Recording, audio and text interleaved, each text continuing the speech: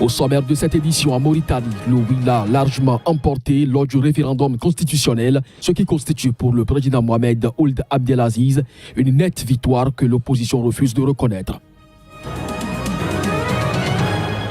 Au Nigeria, au moins 11 personnes ont été tuées dimanche dans une église du sud-est lorsqu'un ou plusieurs hommes armés ont ouvert le feu sur les fidèles, a-t-on appris de sources concordantes. En Libye, près de 140 migrants clandestins ont été interceptés dimanche au large des côtes alors qu'ils tentaient de rallier l'Europe. Les autorités libyennes leur ont fourni de l'eau, de la nourriture ainsi que des soins. C'était là le sommaire du journal. Bonjour et merci de nous préférer sur Sika pour vous informer. On démarre cette édition par la République démocratique du Congo où le procès de Kananga devrait toucher à sa fin cette semaine avec le réquisitoire dès ce lundi 7 août et les plaidoiries des avocats de la défense mercredi 9 août. C'est ce que le tribunal militaire avait annoncé lors de la dernière audience. Dans le boss des accusés, 4 individus sur une vingtaine accusés d'avoir participé à l'exécution des 2 experts de l'ONU, Michael Sharp et Zaïda Catalan, en mars dernier. Tous les accusés ont plaidé non coupables. Au Kenya, Raila Odinga, qui estime que la victoire lui a été volée en 2007 et a contesté celle d'Ourou Kenyatta en 2013, espère que le destin sera cette fois en sa faveur. L'ex-premier ministre et opposant candidat à la présidentielle pour la 4e fois a tenu son dernier meeting de campagne. Joël Yetoji nous fait vivre ici l'ambiance.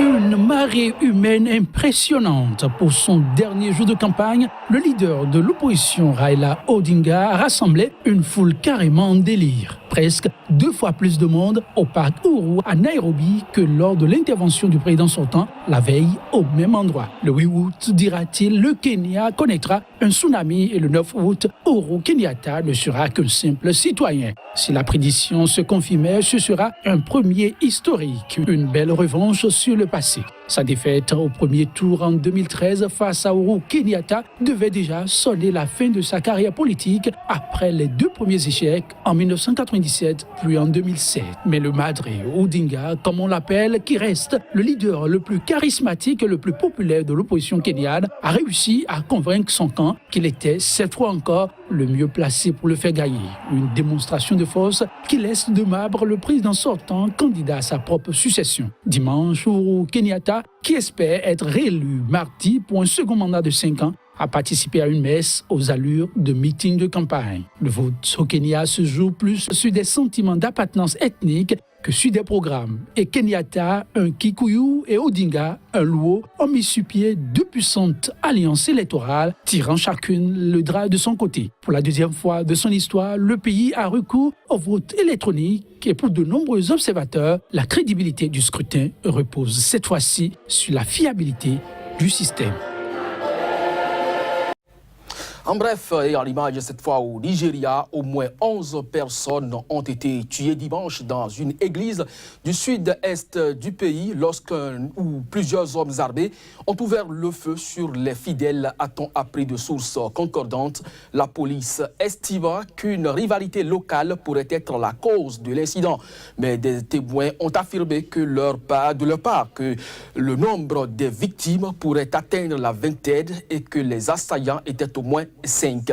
Selon des informations de la police, l'homme avait été engagé pour tuer une personne en particulier qui devrait se retrouver parmi les fidèles de cette église. En Mauritanie, cette fois, référendum constitutionnel en Mauritanie dimanche, le oui l'ayant largement emporté, le président Mohamed Ould Abdelaziz savoure une nette victoire que l'opposition refuse de reconnaître.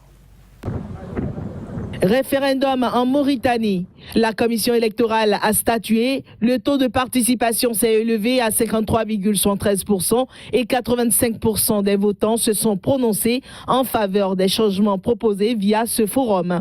Il s'agit notamment de l'abolition du Sénat. L'opposition radicale, réunie au sein d'une coalition de 8 partis et organisations, avait appelé au boycott du scrutin. Cet appel au boycott avait obtenu le soutien d'un grand nombre de personnalités politiques ainsi que des conservateurs religieux et des militants contre l'esclavage. Quelques 1 400 000 de Mauritaniens étaient appelés à se prononcer, notamment sur le remplacement du Sénat par des conseils régionaux élus et une modification du drapeau national auquel seraient ajoutées 2 bandes rouges pour valoriser le sacrifice des martyrs de la résistance à la colonisation française qui s'est achevée en 1960. Cette réforme a été élaborée en septembre-octobre lors d'un dialogue entre le pouvoir et l'opposition dite modérée.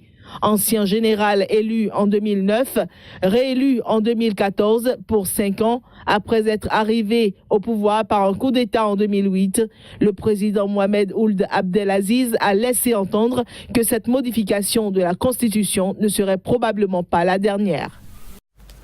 En Libye, cette fois, et en bref, près de 140 migrants clandestins, dont 5 femmes et 3 enfants, ont été interceptés dimanche au large des côtes libyennes et ramenés à terre alors qu'ils tentaient de rallier l'Europe, a indiqué à l'agence France Presse un responsable de la lutte anti-immigration. Ils ont été ramenés à la base navale de Tripoli où les autorités libyennes leur ont fourni de l'eau, de la nourriture ainsi que des soins. Selon les derniers chiffres de l'Organisation internationale pour les migrations, plus de 111 000 migrants sont arrivés en Europe par la mer depuis le 1er janvier, dont près de 93 500 en Italie. Plus de 2 360 sont morts en tentant la traversée. Toujours en Libye, et cette fois, Ghassan Salamé a effectué samedi sa première visite dans la capitale libyenne en tant que nouvel émissaire de l'ONU pour la Libye, un pays en proie au chaos depuis la chute du régime de Muammar Kadhafi. Emmanuel Crépi pour le compte-rendu. Ghassan Salamé a effectué samedi sa première visite à Tripoli en tant que nouvel émissaire de l'ONU pour la Libye, pays en proie au chaos depuis la chute du régime de Muammar Kadhafi. Nous informons le président et les Libyens que nous sommes ici avec eux et à leur côté pour que les institutions deviennent stables et efficaces les mois prochains et l'année prochaine dans une Libye indépendante et unie. Au cours de cette visite, considérée comme une prise de contact, le nouvel émissaire de l'ONU s'est entretenu avec Fayez El-Sarraj, chef du gouvernement d'union nationale. Une rencontre au terme de laquelle d'importantes annonces ont été faites. Nous vous informons que la délégation des Nations Unies, qui a été contrainte de quitter Tripoli en 2014, a décidé de retourner graduellement à Tripoli, où les différentes agences de l'ONU travaillent avec les administrations publiques, qui ont besoin de leur soutien dans le domaine technique.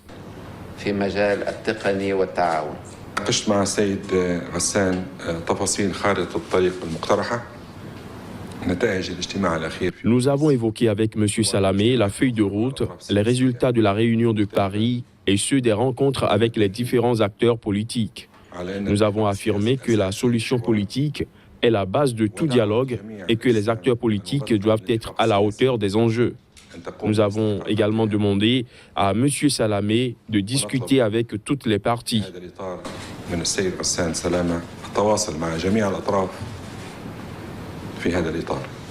Les 2 hommes se sont également mis d'accord sur le fait qu'il était temps de trouver une solution politique urgente au conflit libyen.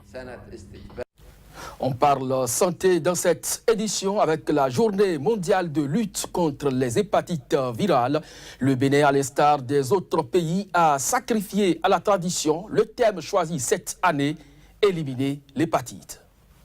Problème mondial de santé publique, l'hépatite, qui est une inflammation du foie causée par 5 virus, affecte 400 millions de personnes sur la planète. Mais ce tueur en série, qui fait 1 400 000 de décès par an dans le monde, semble être négligé au Bénin.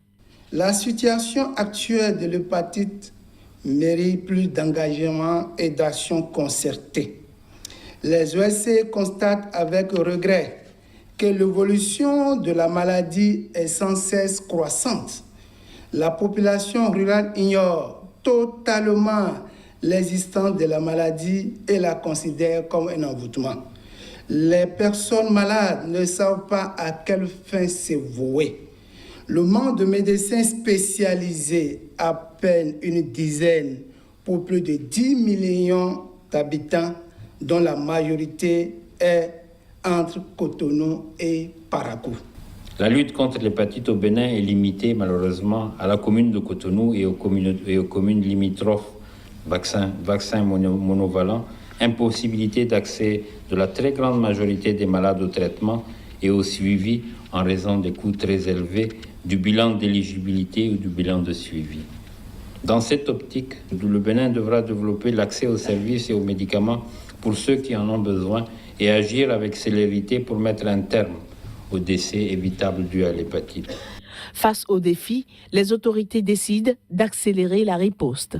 Nous nourrissons l'espoir que le Bénin sera présent, à l'instar des autres pays, au rendez-vous de l'élimination de la menace de l'hépatite à l'horizon 2030, avec l'atteinte des objectifs annoncés dans la stratégie mondiale, à savoir 90% des nourrissons reçoivent une dose du vaccin monovalent anti-hépatite B à la naissance. 100% des dons de sang sont testés. 90% des injections sont sécurisées. 90% des personnes atteintes sont conscientes de leur maladie et 80% des malades sont traités. Il est possible d'éliminer l'hépatite virale en garantissant la vaccination des nouveau-nés, en sécurisant l'approvisionnement de sang, en améliorant la sécurité de l'ingestion dans les centres de santé, entre autres.